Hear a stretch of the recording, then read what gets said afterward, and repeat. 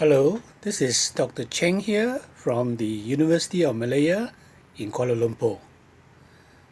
Let's talk about unmasking the glomerular-tubular balance or GT balance. This sounds like but should not be confused with the tubular glomerular or TG feedback. The TG feedback involves the distal macula densa, which autoregulates renal blood flow and GFR over the range of blood pressure changes around 60 to 160 millimeter mercury. It is useful to add the word distal and remember this as distal tubular glomerular feedback. This is the first line of defense in autoregulating to maintain a constant GFR.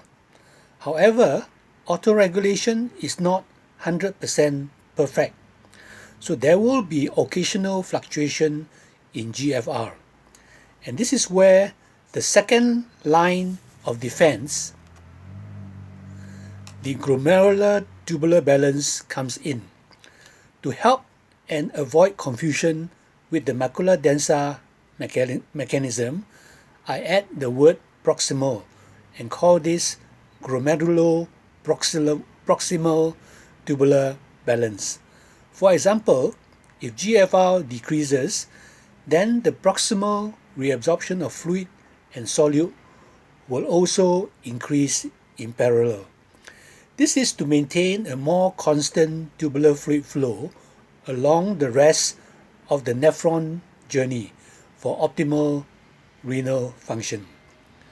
In U volumeter, normal ECF volume, both the macula densa TG autoregulation feedback and the glomerular tubular balance is observed.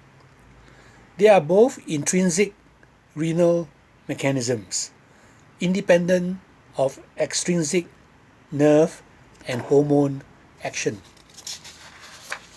However, in hypovolemia or hypervolemia, both the TG macula densa and the GT events are masked. The priority to regulate volume, which involve renal sympathetic nerve and the renin-angiotensin system, overrides and masks the TG and the GT mechanism.